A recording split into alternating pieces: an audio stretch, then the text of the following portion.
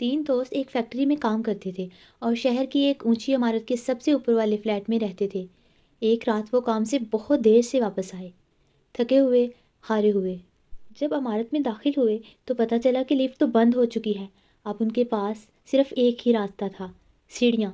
اتنی اونچائی دیکھ کر تینوں پریشان ہو گئے۔ پھر ایک دوست نے کہا، چلو ایک کام کرتے ہیں، راستے میں ہم ایک دوسرے کو کہانیاں سناتے ہیں، اس طرح ہمیں تھکن کا احساس کم لگے گا اور سفر بھی آسان ہو جائے گا۔ سب مان گئے۔ پہلے دوست نے مزاحیہ کہانیاں سنائیں۔ ہنستے ہنستے کئی منزلیں گزر گئیں۔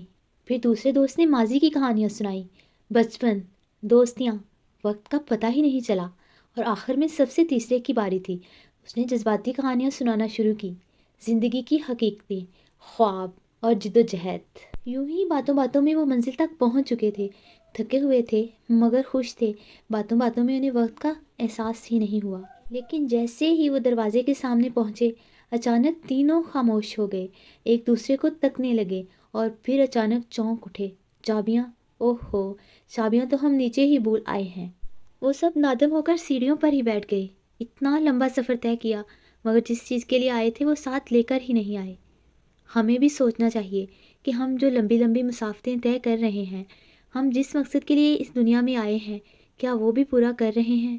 ہم بھی بالکل اسی طرح زندگی گزار رہے ہیں، ہنسی، یادیں، خواب، سب میں مگن ہیں، لیکن اکثر ہم بھول جاتے ہیں کہ ہمیں آخرت کی تیاری کے لیے بھیجا گیا ہے۔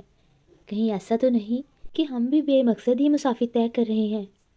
کہیں ایسا نہ ہو کہ ہم یوں ہی زندگی گزار دیں اور جب منزل مقصود پر پہنچیں تو پتہ چلے کہ ہم چابی تو ساتھ لانا ہی بھول گئے ہیں۔ اگر انسان مقصد ہی بھول جائے نا تو تمام مسافتیں، مشقتیں اور محنتیں رائے گاں ہی جاتی ہیں۔